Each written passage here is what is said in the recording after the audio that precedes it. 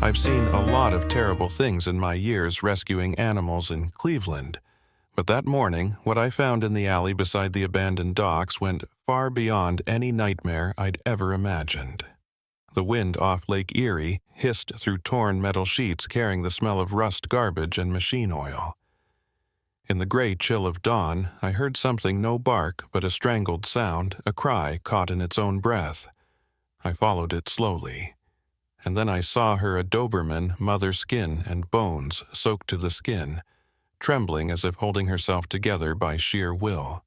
An old chain had cut so deeply into her neck that dried blood clung to it like a rusted collar. In front of her sat a red brick in the middle of a black puddle. Under that brick lay a puppy. The world around me went silent.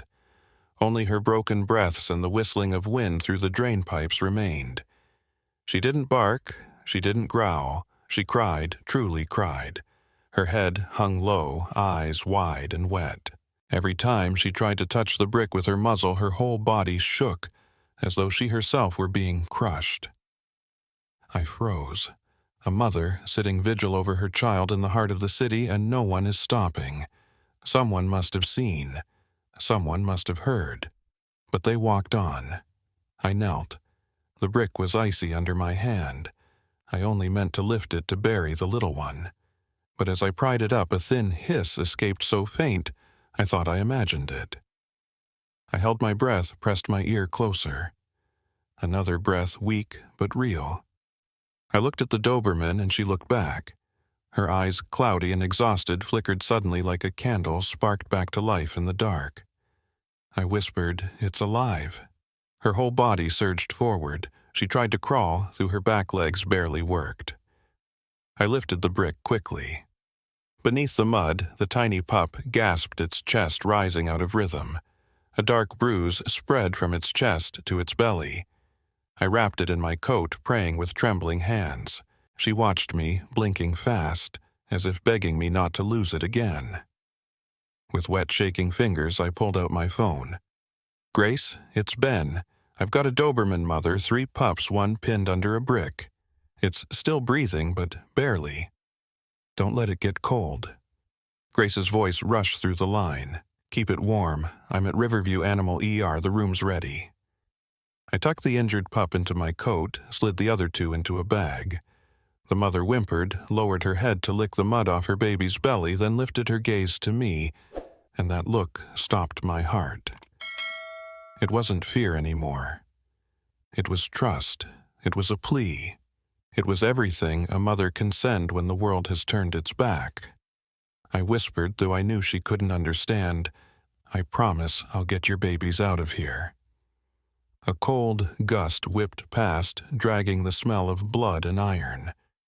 I felt as though the entire city was holding its breath, watching us, one man and one starving mother trying to save 3 fragile lives.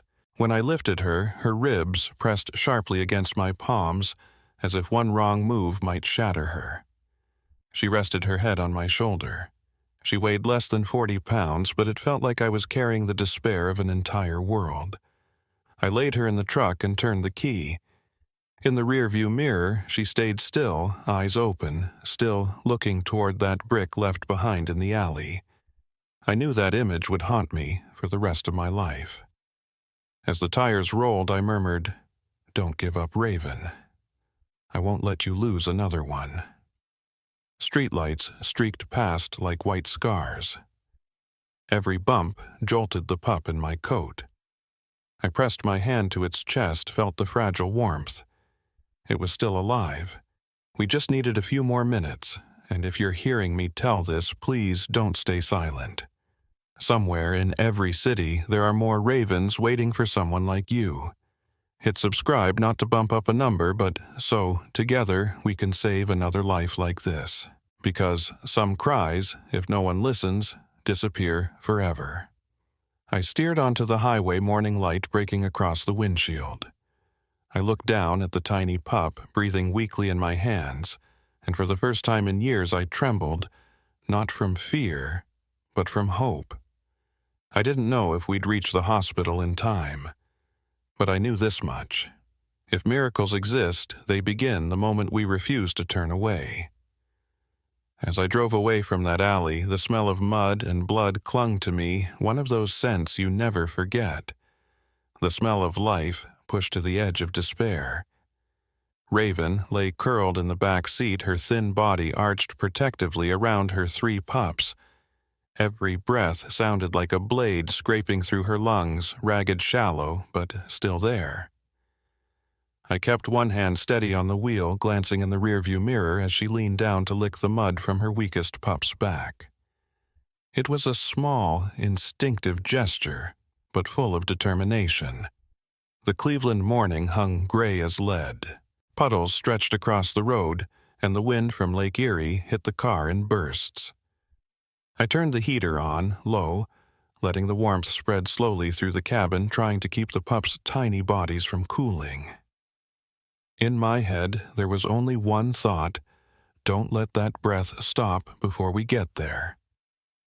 I put the phone on speaker. Grace was still on the line, her voice tight with worry. "Ben, listen to me. If the pup stops breathing, compress its chest with your thumb. 2 compressions, 1 breath.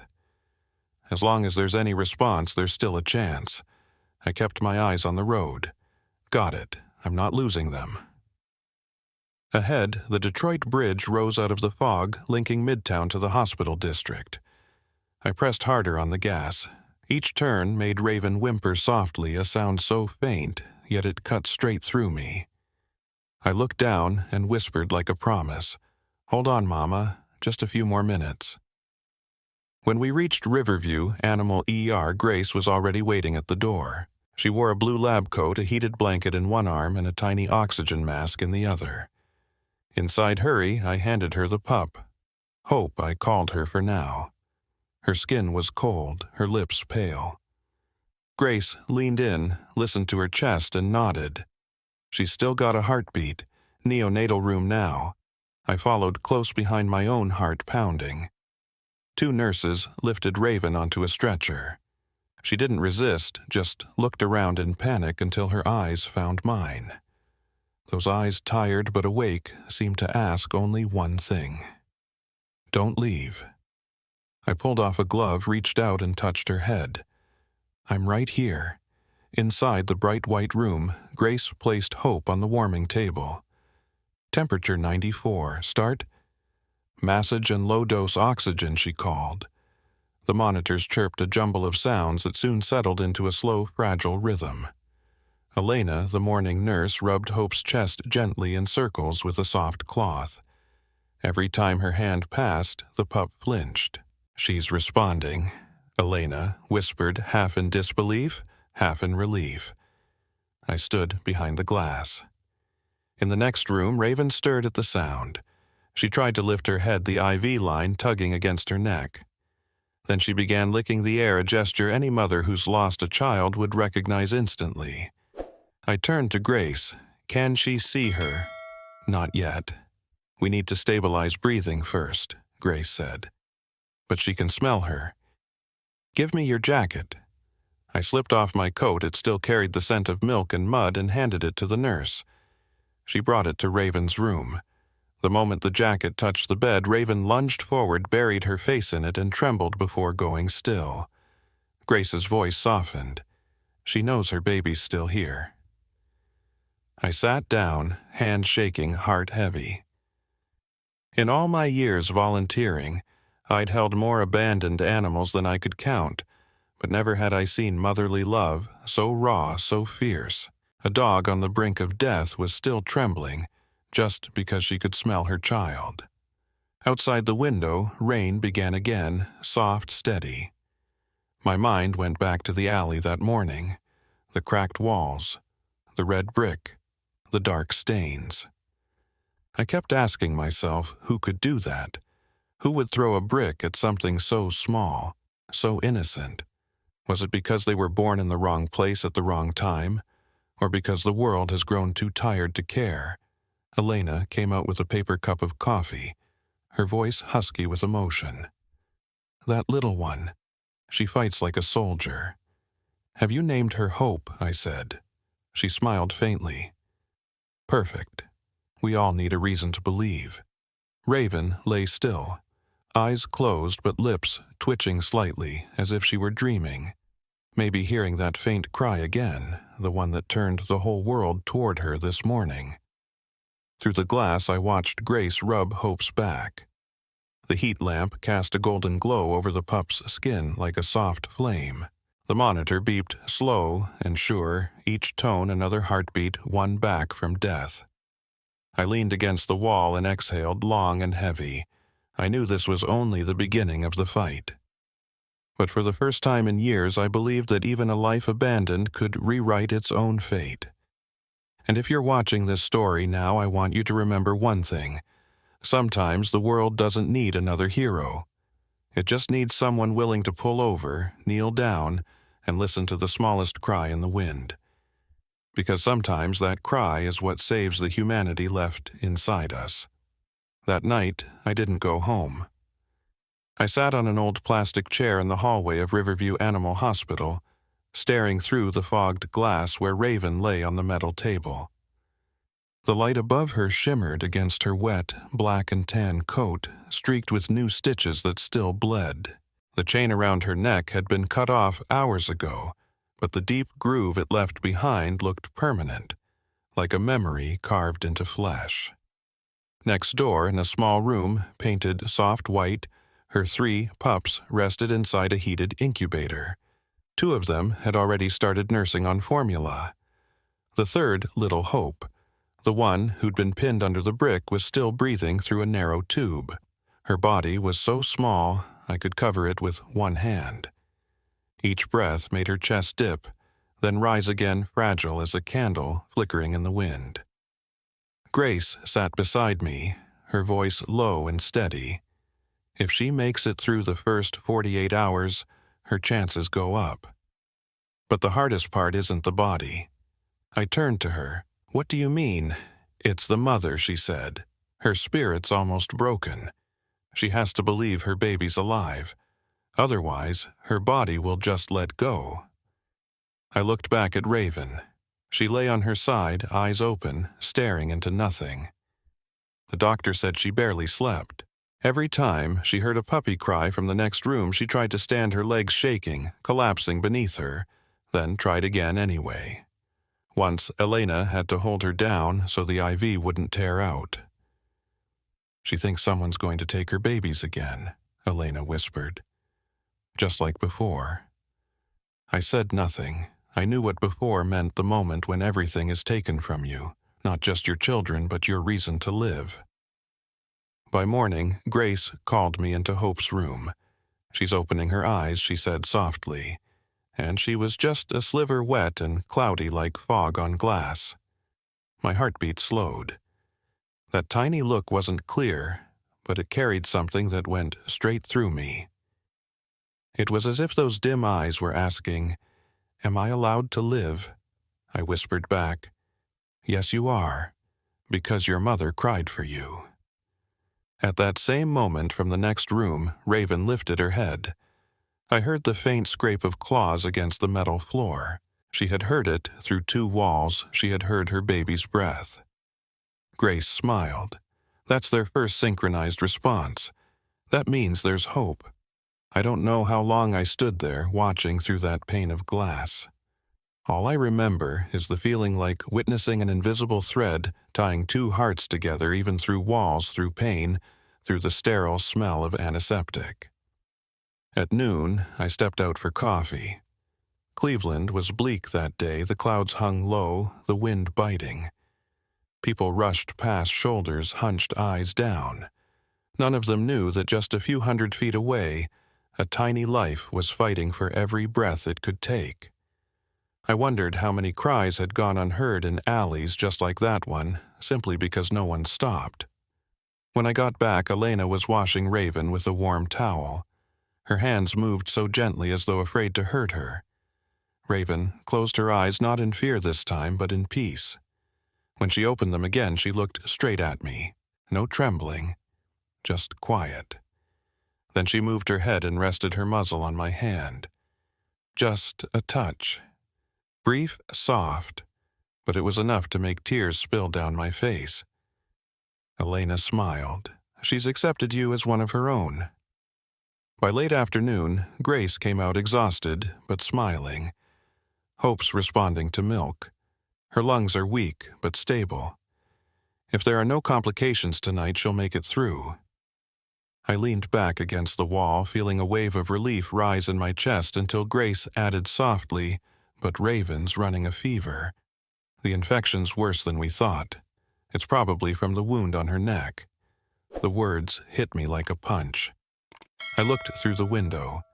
She was lying still, breathing fast, her legs drawn in tight. The monitor beeped, each sound sharp as a blade. I went inside and knelt beside her. "Listen to me, Raven. Your baby's breathing now. Don't give up." I placed my hand over her chest. Her heartbeat raced beneath my palm, wild, uneven. She cracked her eyes open, glanced toward the room where Hope was resting, and let out a low, broken whine. I've never heard anything so painful or so beautiful. Elena adjusted the IV line, then tucked the blanket closer. If she makes it through tonight, she said she'll have a real chance. I nodded, but didn't move my hand. I sat there until the first light crept through the ER window. She was still breathing, slow, thin, but steady. Outside, the Cleveland sky stayed dull and gray, yet on the horizon I saw a faint line of gold, a fragile streak of morning, like Hope's breathing, weak but alive. And I knew, no matter how cold this city could be, that single streak of light was enough to start a miracle. The next morning, Raven was still alive. But it wasn't living, not really. It was more like a small flame flickering weakly in the wind. She lay motionless, eyes half closed, breaths short and uneven.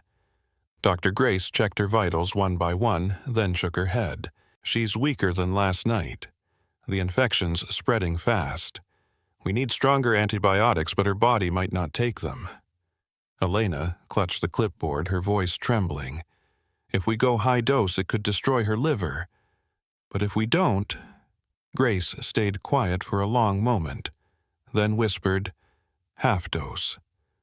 Split the schedule. Keep her conscious as long as we can." I stood by the glass, listening to every word, feeling my heart tighten. Raven looked like a shadow of herself. Once she must have been strong, broad chest, proud eyes, the stride of a creature who had known love. I could almost picture her running in some sunny yard, barking with joy when someone called her name. But now, all that remained was the sound of the monitor and the rise and fall of breath that barely counted as breathing. Elena used a warm towel to clean her neck. The skin was raw and torn, the circular scar raised like the chain was still there. Raven whimpered each time it touched her. "She must have been chained for years," Elena said softly. The metal ate right through her skin. I looked at her, then down at the floor. Her words felt like a verdict on all of us, on the kind of people who've grown used to other creatures suffering as background noise outside our windows. By noon, Grace allowed me to go inside for a few minutes. I approached quietly. Raven didn't lift her head, but her ears twitched. I sat on the floor and spoke in a low voice the way you do to someone hovering between life and death. "Raven, Hope's alive. She's breathing now. Do you hear me? Your baby's still here." A faint movement, just a small contraction in her throat, followed by a sigh that sounded like wind passing over ashes. She heard me, I was sure of it. Elena pressed her lips together. "That's a positive sign," she said softly. "She recognizes your voice." I placed my hand over her chest, feeling the rapid, fragile heartbeat beneath my palm. "You've got to fight," I whispered. "Not just for yourself, but for the little ones still searching for warmth in your breath." I didn't even realize I was crying until the tears hit her fur. Outside, the Cleveland sky was heavy and gray. Snow had begun to fall the season's first. Each flake hit the window and melted small as a tear that had run its course. The whole world seemed to be holding its breath with us. By afternoon, things turned worse. Raven began to tremble, her heartbeat erratic. Grace called for backup, and suddenly the room filled with movement. "Get the adrenaline ready. Prepare the breathing tube." Elena's hands shook, but she stayed focused. I was pushed out of the room, my chest pounding so hard I could hear it in my ears. All I could do was press my forehead to the glass and watch the flurry of hands trying to pull one fragile life back from the edge. Then, the monitor went flat. A long, merciless line. I saw Elena grab the tube. Grace injected adrenaline straight into the vein. Chest compressions followed. The whole scene lasted seconds, but it felt like an eternity. Then a single sound pierced the silence pip. The line flickered back to life. Elena looked up, eyes wet. "She's back," she whispered. Everyone exhaled, but no one celebrated. We all knew next time we might not be that lucky. Grace stepped out into the hallway with me, her tone grave. "If she makes it through tonight, her chances go up, but we have to be ready for anything." I just nodded. Words wouldn't come. Night fell. The hospital grew silent, lit only by the soft yellow glow of the ICU wing. I stayed there, sitting against the cold wall, staring at the reflection of light on the tile floor. Every time the monitor beeped from Raven's room, I lifted my head, terrified it might stop. Close to midnight, Elena came out. "She's sleeping," she said, "really sleeping. Heart's still weak but steady. I think she's dreaming." "Dreaming?" I asked. She smiled faintly. "Maybe she's dreaming that her baby's in her arms." I looked through the glass. Raven lay still, her head tilted slightly, her breathing slower, calmer. Under the pale light, her body looked almost translucent, yet her face carried something new, peace, like someone had finally given her permission to rest. I stood there for a long time, long enough for my legs to ache, long enough for the snow outside to stop. I didn't know if she'd wake up in the morning, but I knew I'd just witnessed something rare, the quiet moment between life and death when a soul refuses to leave because it still has something left to say to the world. I leaned close to the glass and whispered, "If you can still hear me, Raven, believe this. Your pain is not wasted. It's waking this whole city up." The third morning began with the faintest sound a person could hear, the soft tap of a tail against a metal bed frame. Elena looked up from her notes. She froze. Raven was awake. No one spoke. She couldn't lift herself yet, but her eyes were open, fully open. In the pale morning light pouring through the glass, they shone with a deep, clear brown, as if all the pain of the past days had been washed clean by her own tears. Elena smiled and whispered, "Ben." "She's awake." I walked in quietly, afraid that even my breath might break the moment. Raven looked at me. There was no panic this time, no shrinking back. She just looked steady, calm, and slowly lifted her head, searching the room. Grace came in behind me, carrying a small blanket. Her voice was soft. Today, she said, she's earned the right to see her babies again. Elena left and returned a few minutes later, pushing the warming crate. Inside were 3 tiny lives wrapped in a beige cloth. 2 slept soundly. The third, little Hope, was awake, blinking at the light. The instant Raven saw them, her whole body tightened, then trembled. She tried to rise. Elena touched my arm lightly, whispering, "Let her do it." Raven moved, inch by inch, frail and unsteady, but determined. She managed 3 steps before collapsing. Even then she crawled, dragging herself forward with her front legs until her muzzle reached the edge of the blanket. Hope made a small sound, high and thin, but familiar enough to break my heart all over again.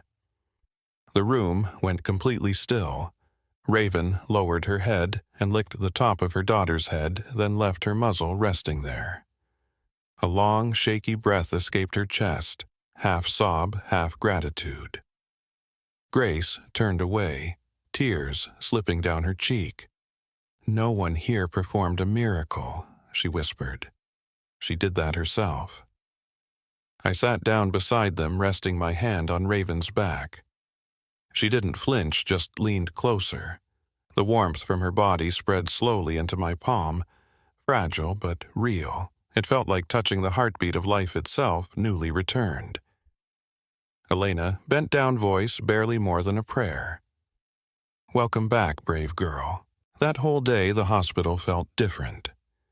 The air that usually smelled of medicine and disinfectant now carried something lighter, like relief. People walked more slowly, spoke softer.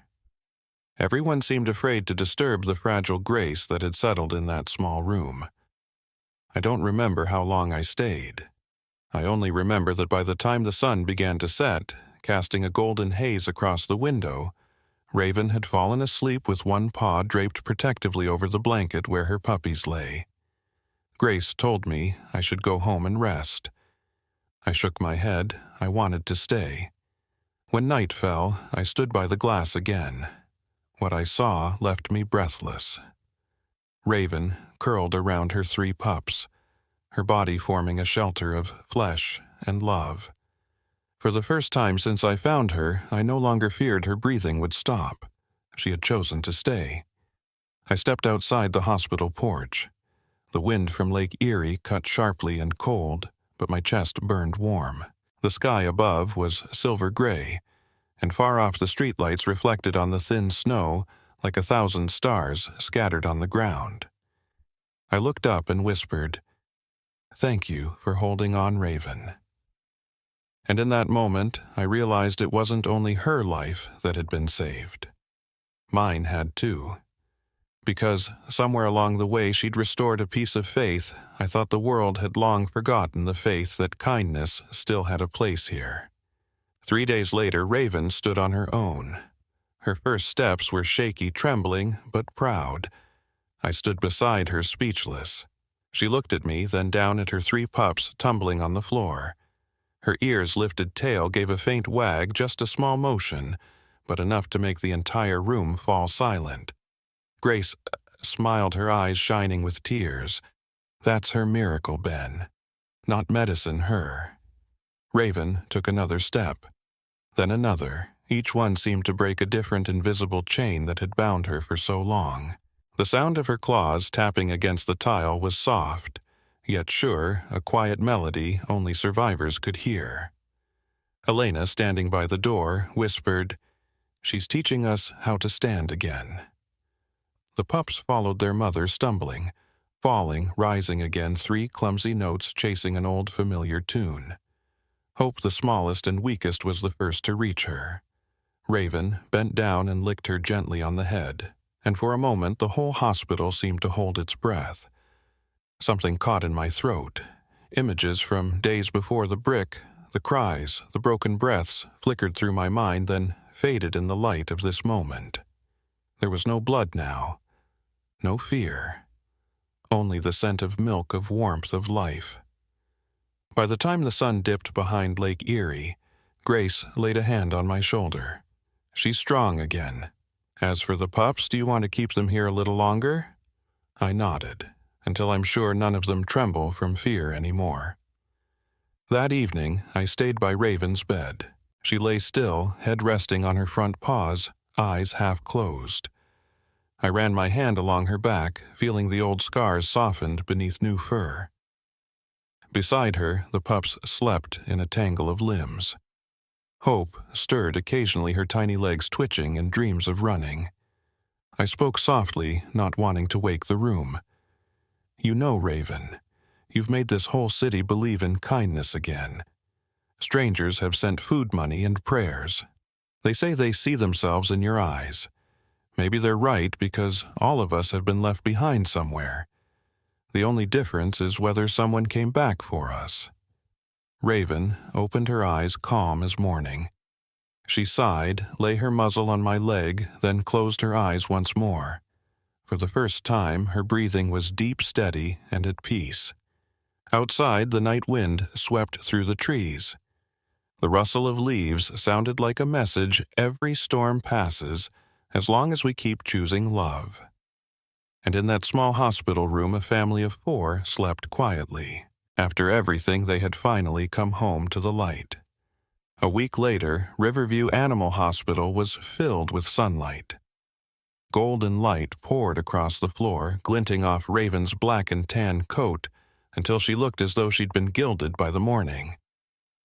Her 3 pups darted around her legs, healthy and playful, their little tails wagging without pause. No one could believe that just days ago this place had been a battlefield for every breath. Grace stepped out beaming. "Ben, they're strong enough to leave. She's won." I bent down and stroked Raven's head. She looked up at me, her eyes no longer tired, only peaceful.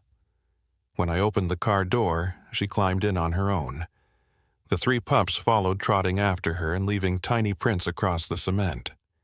When we reached home, I opened the porch door. Raven paused on the threshold and drew a deep breath, grass, sunlight, freedom. She walked inside, went straight to the rug in the middle of the room, lay down and exhaled a long sigh. Her 3 pups curled against her side and fell asleep instantly. I sat down beside them. Sunlight streamed through the window and rested on her thin but steadfast body, the body of a mother who had once been abandoned. And I realized strength isn't in the bark or the muscles. It's in the choice to keep loving even after the world has tried to crush you. That afternoon, neighbors came by with food toys and new blankets. A little girl from across the street asked Mr. What's her name? I smiled, Raven. But to me, she's a miracle. When night fell, I sat on the porch listening to the wind move through the trees. Raven lay beside me, her pups asleep against her. She turned her head, looked at me quietly, then licked my hand, a touch warm, gentle, and grateful. I whispered, as if afraid to break the world's sleep. "We're home now, Raven. No one can hurt you anymore. And if you're still with me now, thank you for staying. Tell me, have you ever saved or been saved by a living soul? Because sometimes one small act is enough to bring a dying heart back to life. That's what Raven has done for me, for you, and for the world. If you're still here listening, all the way to the end, thank you. Thank you for not looking away when the story grew heavy. Thank you for letting your heart move for a small forgotten life. Raven and her 3 pups are safe now. They live in a sunlit home where every morning begins with happy barks and the smell of coffee drifting through the air. But out there, hundreds of other ravens are still trembling, waiting for someone to stop, just as you stopped here today. If this story stirred something in you, even a slower heartbeat or a tear you didn't wipe away, please leave me a comment. Tell me, have you ever saved or been saved by a living soul? Maybe your story will be the next miracle the world needs to hear. And if you believe no pain should ever be forgotten, please subscribe, not just to support, but to help keep these small cries from vanishing into silence. I promise you, every story here will remind us that compassion never grows old, and that even when darkness closes in one person, stopping is enough to light up the world. Thank you from the bottom of my heart. Stay. Love once more, because somewhere another raven is waiting for you.